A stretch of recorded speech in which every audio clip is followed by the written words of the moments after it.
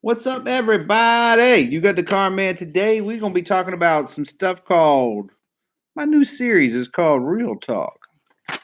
So we're gonna be doing some real talk, my man, my ladies, my man, anybody. All right. So today I just shot a video on my ischemic stroke thing where I had that and going to the intermittent fasting. So kind of got everything already set up for the this little adventure right now. So we're going to be talking today about buying a new car, education on buying a new car. Now, buying a new car is a fun thing. I've got a little notebook right here. I'm just trying to get my stuff together so I can get it for you. Um, and this is definitely an open forum, and you're going to see these daily now. I'm going to be talking about different subjects, engaging people that want to learn or get their education. Now, I'm talking from a position of experience as I've been in the franchise business. I've traveled the country taking over franchise stores, and we would do just fixing them, getting them profitable, that sort of thing. Anyway, long story short, one of the things that I'm going to key in on today is if you're buying a new car, what type of profit margins are you actually dealing with? In other words, what are you looking for? Like, what do you think is going to happen? Like, how do you actually get that good deal? But I think before you can actually get the good deal, you got to understand what the good deal is or what the good deal isn't. So, I guess probably the first thing that's going to happen is you're going to decide what kind of car you want. Now, to be fair, we're going to get into that in another subject, but let's just assume you already have. And you decided you wanted a particular car. So we're going to be getting very specifically into the actual dealer markups of what they actually are, where they're hiding their money at. So one of the places that they hide their money when you first walk up to it is called an addendum sticker. That's the first place that they get you. Because, see, the thing about people is they tend to believe what they read. So if it's in print, I was taught that a long time ago in the late 80s. People believe what they read. And so if a dealer prints a bill on the side of the MSRP, I'm giving you an example. Let's say they've rust coated it or some type of paint enhancement or some type of treatment for the inside, some type of stain guard, whatever the case is. Well, they what they'll do is they'll charge say 199 for each item. So maybe you have 199 for interior stain guard, which is ironically already done by the factory, but they could add actually another spray in there, to kind of help out. Or it could be what we call the rust and dust, which is we've applied a little bit of undercoating in the fender wells, what have you, for a rust proofing. And so now you're as you look at this car, you look at the MSRP. Let's just for argument's sake, it's 20,000, and now we're looking at 199 per. So now you're at $20,400. So we're $400 over it. And also, if the car had any other things done like security etching, maybe you're buying a conversion, so it came in for 19,000, dealer sends it off for $3,000 conversion, whatever the case is. So the first place you're going to look for that can actually cost you money is actually the dealer addendum sticker. And now, what does that cost in actual real money? It's hard to tell, but give you an example. We were charging $199. The first dealer I ever worked for charged $199 for interior spray or the stain guard. Our cost on it was $4. So we were charging the public $199. Our cost is $4. The rust and dust or the rust penetration stuff, that was a cost of $17, and we were paid. I'm sorry, we were paid 190. We charged 199 for it. Now we would charge this on every car. So you imagine we have 500 cars out there that are now been marked up $400 per unit. So that is a lot of extra money. Of course, dealers are really good at making money. Like we get everybody programmed into thinking this is how it's got to be. Now they can say, well, they can eat that cost. That's usually not a problem. It's usually a negotiating point. So the first thing that I'm going to tell you is the first profit center a dealer is going to make on you is the addendum sticker. And does anyone have any questions about the addendum sticker right now? Everybody cool? All right. Okay, let me feel like going, yeah, but a few people have. All right, so addendum sticker is going to be your first point of contention. Now, I said hidden. This is all about hidden profit. So we know that the MSRP is got, that's the manufacturer suggested retail cost. Now we know that that's already got a certain amount built into it, but believe it or not, it's not really a whole lot of profit. Most $20,000 cars have less than 5%. I mean, they're really low. I mean, it's like you might make $500-$600 on a $17,000 car if you're lucky. I've seen it down where the cheap ones are like $200 and $300, $400 profit. I mean, from an MSRP discount standpoint. So they've got to be really good at making money in other places. So the MSRP, we already know, we can look that up and get the percentage based on it. But the more expensive the car, the more money they have to work on just the MSRP. All right. So the first place it's hidden is the addendum. Okay, that's cool. That's cool. So now we go in and we've decided that we need to buy the car. We want to buy the car. We know that the dealer's getting us on this addendum sticker. So where's round two at? How are they making money on this? All right, well, easy enough. So this is called the dealer prep fee. Now the trick about the dealer prep fee is it isn't actually it's not illegal in most states to charge it, but it is illegal to charge it and then not charge it to everyone. So that's where they get you. They say, well, we have to charge everybody. Well, you don't have to charge anybody nothing, but now that you've charged one person, we got to charge them all. Okay, so what is this? What is a dealer prep? I mean, what does that even mean? So now we're all of a sudden we're dealing with a sticker price of 20,000. We've added 400 for the addendum sticker, but now to even buy it at sticker price, now we've got to add the dealer processing fee. And I've seen them anywhere between, if anybody knows how much they bought a car lately, how much they're charging. But I've seen them all the way down from, actually, I did a dealership in Lockport, New York, and there was a state law in New York that said that they could only charge like this really low amount. I can't remember if it was $49 or $99, but they were capped at what they could charge in New York. But for all the states I've ever traveled, that's the only state I can recall off the top of my head that actually had a law that governed the dealer prep fee. So in the dealer prep fee, or doc fee, whatever they want to call it, they'll call it little things like this is for gathering documents. This represents dealer profit. We have to pay the salesman. We've got to pay whatever the reason is. They'll give you a little disclosure of what the dealer doc fee is for, and it will look extremely official. But the truth is, it is nothing more than just additional profit. So our second place that I'm going to tell you about today that is they will burn your tail end at is going to be the doc fee. So now we know that the dealer doc fee is a bogus charge. All right. I'm going to put that down. I got to keep kind of stringing up them notes in my head. All right. So we got the doc fee, which is bogus. All right. Now, let's talk about a trade. I'm going to do a whole series on a trade-in, so we're going to leave that one out, but that's going to come back into play in a second. All right, so now you've decided to buy a car, and it's costing you whatever the dealer's added to it, MSRP sticker, which you haven't negotiated for yet, and then the doc fee. So we could be somewhere around $1,000 more than the car even cost, with just the MSRP sticker just starting. All right, so now we're going to move into some other places that the dealer hides money at. Okay, so when they're negotiating with you, they'll try to get you to go into like a payment versus down payment situation. They call it the Foursquare. Some people use it. That was old school. I mean, I'm sure now it's kind of changed with the modern technology. Someone can just get their phone right now and tell you what the phone, but back in the day, that's how they did it. They'd be like, all right, how much down payment and payment?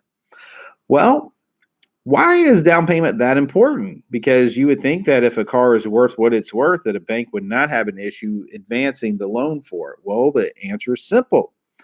The bank based on your credit, if you just got normal credit, let's just assume the bank's going to now have to give you what the MSRP wants, plus tax, plus a dealer's bogus doc fee, plus the addendum sticker in order to get the loan done. And in order for that to happen, the bank's going to be like not probably likely wanting to put himself in that type of a risk situation unless you're in a high tier over 800.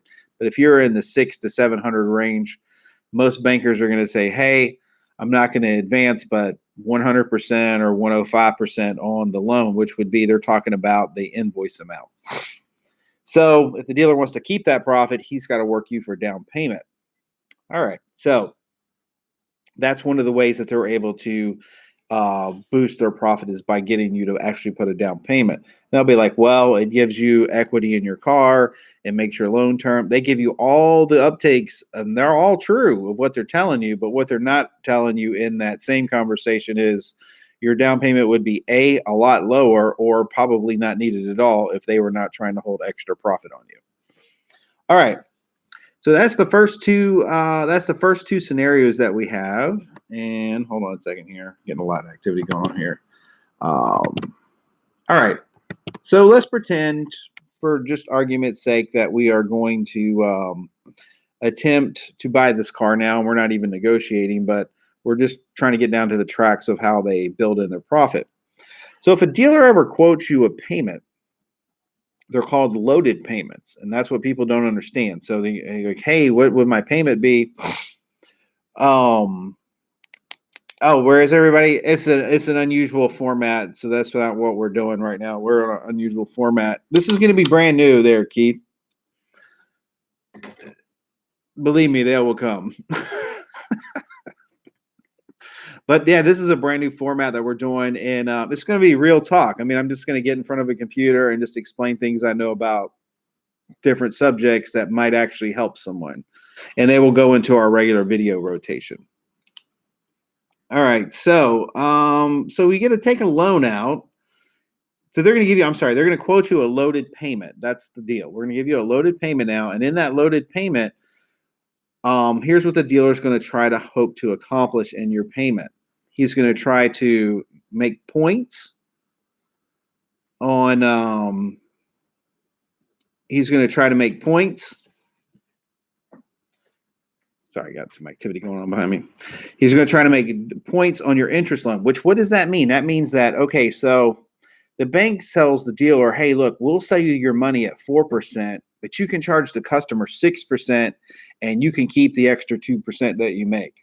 So now the dealer can make an extra whatever percent, several $100 to, if he really gets your butt, he can get you for a couple thousand. So that loaded payment, the dealer's going to try to make some points on you. Now, some people are really hardcore, and their bank has already quoted them a low rate, so the dealer doesn't actually have the ability to make that rate, so the bank will let the dealer buy down the point to match it. In that case, the dealer is not going to be happy because he's going to have to come out of his pocket to do it, which is okay too. I'm down with that. All right, so we got the points for the interest rate, and now we have to also plan in the dealer wants to sell you back-end products as well. So those back-end products are one is going to be life and accidental health. All right, which is the case if you buy your car and you get into it. If anything happens to you, you die. Basically, it pays off your car. It's very pricey usually, and they make a lot of profit off of it. So that's your second place. So they're going to make interest rate. Then they're going to try to sell you they're going to try to sell you life or accidental health insurance if something happens, so your car payment's covered. And then another little thing that they try to get in there is something called gap insurance, which is another hidden one. And in that gap insurance, basically the idea is if you owe more on your car than it's worth, i.e., if you bought this car and you paid MSRP plus the taxes, plus the dealer doc fee, plus the addendum sticker, you probably now owe probably close to $2,000-ish more than your car's worth because they're only going to base it off an invoice. So they're telling you they'll sell you gap insurance to make up that difference. All right. So, and gap insurance is usually pretty inexpensive. It's usually less than $500, whatever. And maybe you're upside down in your other car. I'm not saying it's a bad idea. I'm just telling you where this stuff comes in at. And then, of course, you have extended warranties, which, once again, depending on how long you're going to keep your car, if you're buying a new car, you've got your factory warranty already. And if you're only going to keep it for under the warranty period, probably not a great idea. But, you know, just know that going into it, you've got those four things that they're trying to work you on right there. Meanwhile, all right, so let's see how long we got into this right now. We're about 15 minutes in. I probably got about another 5 minutes to go on this. I don't want to bore you to death, but it's just how the money is made. Does anyone have any questions on this whatsoever? The loaded payments, interests, gap insurance. We got any questions on this at all? Leaving the format open for just a second. By the way, we used to call them full pop when we'd sell them, and they'd go through the dealership. It'd be sitting in the F&I office, and that's called the finance and insurance office. That's where you finalize all your paperwork.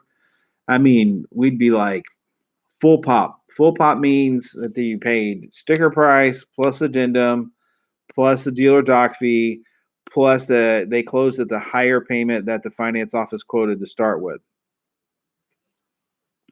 What does he say? No questions, just buy a used car cash. You know what? I there's a He's absolutely right. I mean, you can't beat a used car for cash. Even if you bought an off lease car that was, let's just say a current year model. If you just roll in and you just cash it out, I mean, it's just hard to. If you're watching the market, you know what you want to pay. Period. In the story.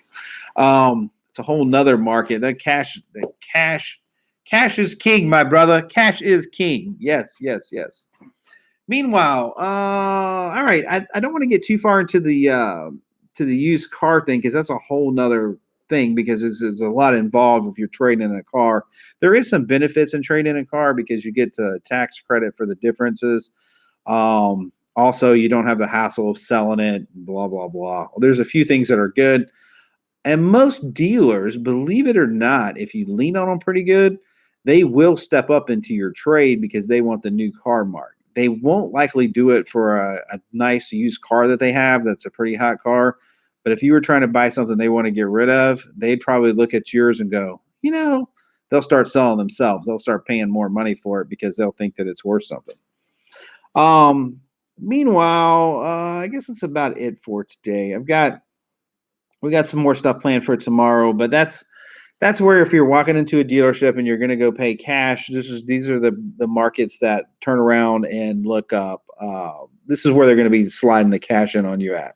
Now, can you negotiate this? Yes, we're going to do a whole series on that. There's the customer that we all hated that he's actually now he'd be the benchmark of who you want to be, but it's all salespeople hate the guy. Or in my case, if I was desking a deal or running a deal, you would definitely, there's a certain customer you don't want to be. And I'm sorry, you do want to be that we don't want you to be, but that guy always gives the deal. And that's who I'm going to kind of school you toward that direction on how to actually get there. I don't know. I guess I could go on a little bit. If you let's talk about that customer for a second. The worst customer a car dealer could ever have. This is kind of off subject, but the worst customer that you could ever have in your life is the guy that knows what he's doing. He's the worst one. When he walks in there, and if he walks in there and he says, "Hey, look, yeah, hey Keith." So he's basically, we just did a video. I had two ischemic strokes, and we're starting a new process of intermittent fasting. He probably called it the Truth 1901. I'm sure caught that when he's just updating on that. That's all it is. But yeah, that guy that you don't want to run into he's pretty. He's the guy that knows what he wants, man. He's already been to his credit union. He's already got the check drawn. He knows what your invoice is. He knows exactly what he wants for his car. He ain't in love with it. He's willing to walk out. He don't care. Like, you just want this guy just to sit and chill out and hopefully just get a click on the board. That's the customer you need to be. Like that guy gets the best deal. And I'll tell you all about how to get to be that guy. But that guy is the one we all dreaded. We hated because he knows his stuff from the moment he walks in the door. He already knows that the addendum is BS. He knows that the MSRP, how much markup you got is. He already knows the doc fees BS. He already knows all the crap that's going on in the finance office. And his credit, like I use Navy Federal Credit Union. By the way, shout out Navy Fed. They're awesome. But long story short, they write those checks for 20 grand, and he knows he's walking in there, and either you'll take the 20 grand out the door, or he's going to go to the next 5 dealers until somebody takes it. But anyway, all right. So I guess that's enough for today, guys. Long story short, I'm going to be doing the real talk every day, and there's different subjects that are approaching that I think that are relevant in some shape or form or another to our channel. I'm going to be doing this. You have to give me a kickback and tell me if you think it's worth it or not. And of course, I definitely appreciate any feedback, as it'll take us a little while to get some people on here to because people just don't know me like this. They're used to me throwing out videos that are already done. But long story short, if there's any subject that's car related that you think that I might be able to help you with or assist you with, I may be able to, because I'm like I said, my background is from franchise to used cars. I've done it my entire life. Later in life, I got sick and pissed off of hiring these guys to do my cars, so I started doing my own stuff. And then after doing that, then I kind of self-taught myself how to fix cars, all that stuff. But my real roots are buying and selling cars. This is where I came from, and this is who I am, and this is what I've done my whole life.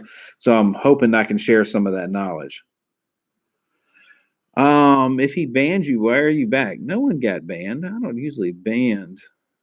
I don't ban anyone. By the way, I'm also New Level Auto. You banned my other account, but I'm not a bad guy. All right, Keith, I'm not sure why we would have banned you. We have an administrator. I might have done that. I was just making a correction, a fuel trim explanation. Oh, you know what?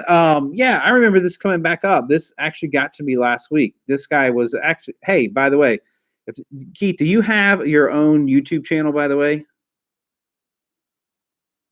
Keith, do you have your own YouTube channel? Waiting for him to say it. Truth Religion. All right, hold on. Wait, there was some confusion. So here's what happens. Just to let me explain this to you. This is so cool that we're kind of getting into some people that are actually talking right now. But so this is live. So I'm actually talking to you in live space right now. Okay, so yeah, so Keith actually brought out a very valid point. I was actually doing the video came to me after, but I was just talking, and I was talking out of place when I was talking about fuel trim. And he was actually right. I can't remember what the actual problem was now, but I did tell her to tell him we appreciate it. Can't remember what it was now. Okay, Keith, tell us what your YouTube video is, because this guy did correct me. I got to a little bit too late. The video is already in process, but I did make an amendment on it. But it was about fuel trim, and I can't remember if we were talking about the negative trims or the positive. I don't remember what it was. Like I said, I had 2 strokes, so it's hard to keep up with. But anyway, yeah, Keith, put your YouTube channel on there. That guy does know what he's talking about. I was doing a live data on a car, and he caught an error that we were doing, and he was actually absolutely right. And Keith, how many subscribers and stuff you got? We need some, don't you? We can always give some. He said Keith forgives you. I love it. And yeah, and listen, just like Keith did, if you ever have a problem with anything, or because you get into videos, stuff like that, and you're talking, your train of thoughts one place and you're somewhere else. Maybe you're right, maybe you're wrong. Maybe you make mistakes. It's just, what I mean. You're just under a camera. But definitely let me know, because I would definitely like to correct it if it needs to be corrected. But regardless, yeah, whatever. So Keith, what's the name of your channel, brother? I was trying to promote your channel wherever it's at. Whatever. Okay. Only Human. Yes, Big Cliff. We are Only Human. Plus, I had 2 strokes, my guy. So sometimes I'm talking to you guys, and sometimes my memory isn't like what it should be. Hey, okay, Keith says no thanks. I'm a lowly peon on YouTube and happy to be there. Ah, I love it. Okay, I got you. Well, Keith, you can be our technical consultant if you wouldn't mind. You can just kind of be there for us and help us out when we get into jams. Um, but yeah, long story short, yeah, that was pretty cool. And but yeah, I definitely appreciate all the feedback from people because you know what, this community that we're trying to build, I'm going to try to build one of the biggest ones out there because I'm coming from a different position than most people. Most people get on YouTube and they're either a they're kind of like a YouTube personality, but they're not really car people. You know what I'm saying? They're not like I listen. I don't mean no harm or no ill will, but the other night, I'm just going to give you like this is just factual. You can look it at. I was checking out Big Cliff. I'm 58, 330 pounds. Mean. I love it. I love it. Um, okay, so who was I? Oh, I was watching Chris Fix because I was kind of fascinated with Chris Fix. He does some. I'm sure everybody knows who Chris Fix is, especially if you watch any videos at all. He's a good kid. He does a lot of like little small, not he does some involved stuff, but he basically came from a not really so much of a position of being in the car business. I mean, he wasn't really as far. Somebody might correct me if I'm wrong, but I don't think he's been through any real vehicle training as far as from franchise level to ASC certifications. Like he's not like in branded inside of the business. You know, I mean, he's done a great job. Not taking anything from him. He's a smart kid. He's doing good advertising. He's got I don't know how many millions of people um, out there following him, watching him. He's a great entertainer. I like him. He's funny. But that's my point is like you got people like that, and then you've got some other ones. Who was I checking out the other day? I was watching the Humble Mechanic. He was another cool dude. I was digging him, but he's a different guy. Like he came from a different perspective too. He's as far as what I understand, please correct me if I'm wrong. Great guy. Does seem to be a great guy. He came from an automotive tech franchise, franchise trained, very smart, very clever guy, but he's offering you perspective on that level. Like he's coming from a tech's point of view. And another one, Eric the Car Guy. I think Eric the Car Guy, I mean, he's a cool dude. He's been there forever, man. He's got millions of followers. I was digging him because I've got a 73 Chevy, and he was building his old Ford Fairmont. And so I was kind of like watching all the little stuff he's doing, getting some ideas. But he's a guy that comes from a perspective of automotive tech, but that's kind of where he's at. So he's not much into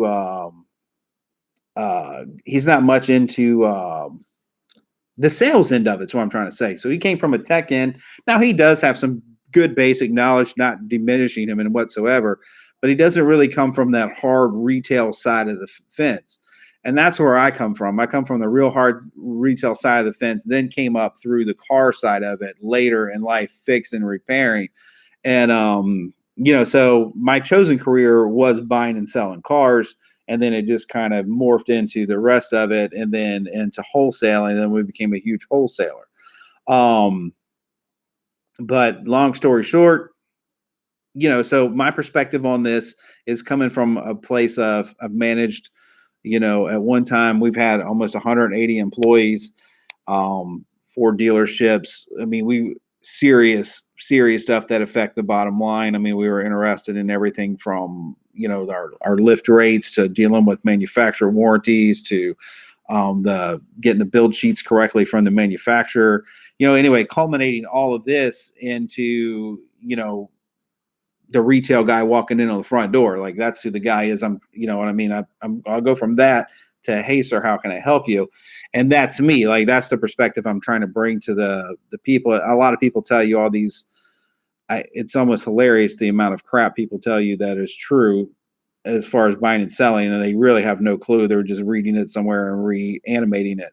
But there's some of that really do, and a lot of people, as you guys know on here, I mean, I'm pretty sure, like Keith, I'm sure you're tech.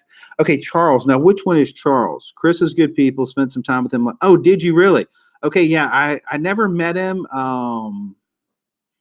Yeah, he does seem to. Yeah, he does. He's a great entertainer. I'm going to have to agree with Keith on that. I've never met him. I think he's not too far from Virginia, actually. I might send a shout out to him somewhere. I'd like to go meet him someday. So I guess is Charles is good people as well. Is Charles the humble mechanic? That must be the humble mechanic. I don't know him that well to know his first name. Yeah, and Eric the Car Guy's interesting. And there's a couple of them out there that I really, really like. I mean, they just all kind of come from their own perspective, and that's kind of where I'm going with this. Is yeah, diagnostic. Yeah, fun if you like migraines. Yeah, but it is. Yeah, it's there's nothing better than diagnosing something and getting it right and fixing it. That's where diagnosing comes in fun. If you get it, if you miss it, then it sucks. But yeah, so everybody's got their own little perspective in life and where they're going with it. But this is where I'm going to be taking this series here, where I'm getting out here, and you'll be seeing me daily now on the Real Talk, and we'll be getting into just different subjects. And I hope that someone or y'all feel the need to participate. This is completely open forum, and this is why I'm here. I'm just like at home. I'm right in front of the laptop, just shooting it out from the hip, and we can all just kind of get on the same page. All right, I'm going to try checking out your okay. Okay, Charles is humble, and he is in North. Oh, he's in North Carolina. Hey, Keith, what part of North Carolina? All right, and Chris is in New Jersey. All right, so you know what? You guys are on the East Coast, and I'm on the East Coast. I'm right here, like I said, in Richmond, so I'm on their corridor that's moving back and forth. Big Cliff, no, not worse than a nagging girlfriend. I love it. I. Okay, this is what you gotta love about hanging out with car people, which I'm sure the only people on here right now are car people. Um, Big Cliff, I'm in Barbados. Check him out. Okay, all right. I would ask how the weather is, and y'all just have that tropical storm or something heading down there. All right, Mark H. He's from the UK. All right, man. Them guys in the UK take cars serious. By the way, one of my favorite shows is you guys when y'all do the stupid stroke. Hit me again. What's my little guy's name? He gets a car and fixes it up every week and sells it. Um, oh, he's in Charlotte. Okay, he's not far from me. Okay, Big Cliff is sunny. Okay, cool. Yeah, but I love that one show. Guys, help me out. What's the name of it? The little guy. He goes. One guy buys it. The other guy fixes it up. They're great. I just love them. Ah, yes, they're the Wheeler Dealer. Yes. Who doesn't love that show? I love that show, man. I'm addicted. I love it. And you know, the other guy they had first, do y'all like the new mechanic or the old one? I kind of really like the old one, but then the new guy, I'm kind of digging them both now. I think they both are like, I think they both got it together. Hockey, hockey. Now do you see why I came back after being banned? I love it too. All right, yeah, I got you. I miss Ed. I miss Ed. I miss Ed. Okay, yeah, Ed. Okay, so we like Ed. Okay, let me tell you where Ed sold me. I mean, just to be throwing it off. This has nothing to do with the shit we're talking about. But anyway, y'all did y'all see that one where he did the episode on the Volkswagen and he was trying to figure out the heater? I just could not believe the guy had that kind of knowledge. Like it was ridiculous. Like he got the heater to work again. I just couldn't. Oh, Ed's got his own YouTube channel? All right. He's probably got like gazillions of people, but you know what? We are going to very humbly shout out the old Ed. What's his last? Is it just Ed? Um, Ed from Wheeler Dealers. I can look that up. We can find him. Wheeler Dealers, blah blah blah. Okay, got it, got it. Wheeler Dealers. What? I got it in my notebook, guys. All right, that's some cool shit right there. Oops, not supposed to say shh word anymore. Big Cliff China. Oh. Ah, his last name's China. Ed China. All right, cool. Yeah, awesome. Yeah, cool. Ed China. All right, guys. So, what do y'all think, man? We're going to do this collab every day. I'm going to do this, and we're going to get into just different subjects. We're free to take it anywhere we want to because it's just YouTube, and that's what we do because we're just that guy. All right. Anyway, I think we covered the ripoffs at the new car dealers, but it sounds like y'all are car guys that are looking forward to doing that anyway. So, we're all good with that. Okay, Ed China, what time? Okay, what time tomorrow? Okay, let's see. It is, let's see, I'm put everybody on the same page here. Right now I've got 5 o'clock. So it's gonna be around at 5 o'clock. It is gonna be at 5 o'clock. Yeah. He said, okay, programming on this Alexis is done. Time for work. All right, you guys. Nothing but peace and love from the RVA. Send a shout out to those guys, man. Let them know that we're watching them. They're great entertainers, and we appreciate you guys staying on the channel, keeping us all entertained. And hopefully these comments and stuff will make it down into the when I publish this video. I hope it does. I'm pretty sure it will. But regardless, guys, at 5 o'clock, we're going to be doing real talk. That's different than the stupid videos I put up during the day. So this is just going to be me live, just shooting the shit with you guys. And what time? It's 5 o'clock right now, my brother. What time is it where you're at? Oh, wait, Mark was. Where was Mark? Mark is in. Was he in England? The UK? Mark. Okay, got you. All right, got you. Roger that. All right, guys, from the East Coast, it'll be 5 o'clock East Coast, and this is going to be our daily thing. We're going to get together and tear some shit up, fix some stuff, whatever we're going to be doing. And I'm not allowed to.